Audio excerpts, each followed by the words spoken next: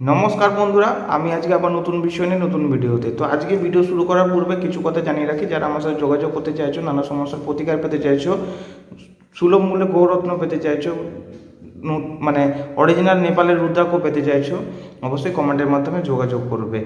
আর যারা জন্মকুণ্ডলী বিচার করতে চাইছো, নতুন জন্মকুণ্ডলী পেতে চাইছো, অবশ্যই কমেন্টের মাধ্যমে যোগাযোগ করবে। তো দেখো, কেরিয়ার, এই কেরিয়ারে আমরা যে কোনো জায়গায় যুক্ত আছি না কেন, সেই হিসাবে কিন্তু আমরা উন্নতি সবসময় কিন্তু আমরা কাম্য, মানে আমরা লাভ করতে চাই, যাতে আমাদের পদোন্নতি হোক, আর্থিক লাভ হোক, সেখান থেকে আমরা কিন্তু সবসময় চাই।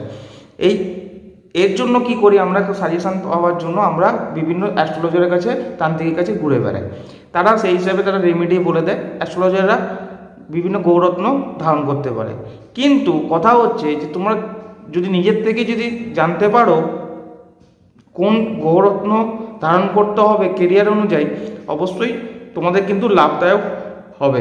কারো কাছে যাওয়া লাগবে না, কোনো কিছু তোমাদেরকে পয়সা খরচা করার দরকার নেই। এই ভিডিওটা তার জন্যই যারা বিভিন্ন প্রফেশন লাইনে আছো, তাই এই ভিডিওটাকে প্রথম থেকে শেষ পর্যন্ত স্কিপ না করে দেখবে। আর যারা নতুন দেখছো তারা অবশ্যই কিন্তু আমার চ্যানেলটাকে সাবস্ক্রাইব করে নেবে। তো কেরিয়ার অনুযায়ী কোন রত্ন ধারণ করবে, এই ভিডিওটা আজকে এই ভিডিওটার মাধ্যমে কিন্তু আজকে তোমাদেরকে জানাবো। প্রথমে আসি উকিল। এই উকিল বা ওকালতি বা ল, এটা কিসের সাথে রিলেটেড? বৃহস্পতি, বুধ আর শনির সাথে রিলেটেড। কি করবে, কোন রত্ন ধারণ করবে? পিত, পোখরাজ অথবা পান্না ধারণ করা দরকার। কেরিয়ারের সাথে সাথে পোখরাজ বা পান্না ধারণ করলে কেরিয়ারের সাথে সাথে তোমার আর্থিক লাভও কিন্তু হবে। ডাক্তারের সাথে রবি, চন্দ্র, শুক্র এগুলো হচ্ছে রিলেটেড। সার্জেন যদি হয়, যারা সার্জেন বা সার্জারি করে, অপারেশন করে, তারা মঙ্গলের সাথে রিলেটেড। আর যারা ফিজিশিয়ান তারা কিন্তু বুধের সাথে রিলেটেড।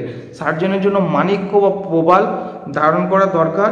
ফিজিশিয়ানের জন্য হচ্ছে পান্না লাভদায়ক। আর ওভারঅল যারা আরও বাকি ডাক্তার প্রফেশন লাইনে আছো, তারা মুক্ত পড়লে খুব ভালো হয়। ইঞ্জিনিয়ার, বুধ, শনি, মঙ্গল, রাহু এরা হচ্ছে রিলেটেড। সিভিল ইঞ্জিনিয়ার হলে প্রবাল বা নীলাম ধারণ করা দরকার।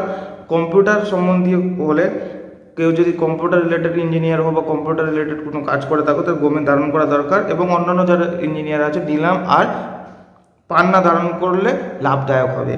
সঙ্গীত আর অভিনয়, কলা, আর্ট, যারা এদের এইসব লাইনে যুক্ত আছো, শুক্র, চন্দ্র, বুধ হলো মেন প্ল্যানেট, এদের জন্য হীরা বা ওপাল ধারণ করা দরকার।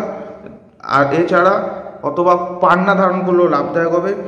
লাল রঙের কোনো রত্ন ধারণ করা কিন্তু চলবে না। রাজনীতি বা প্রশাসনের সাথে যারা যুক্ত রয়েছে, রবি, চন্দ্র, মঙ্গল আর বৃহস্পতি হচ্ছে এই প্রফেশন লাইনের মানে মেন প্ল্যানেট। রাজনীতির জন্য পিত, পোখরাজ, আর প্রশাসনিক ক্ষেত্রে জন্য উচ্চ পদলাভের জন্য তোমার হচ্ছে মাণিক্য ধারণ করা কিন্তু খুবই লাভদায়ক। তো আশা করি বোঝাতে পেরেছি কেরিয়ার অনুযায়ী কোন রত্ন ধারণ করবে, সেই অনুযায়ী রত্ন ধারণ করলে অবশ্যই তোমাদের কিন্তু লাভ হবে।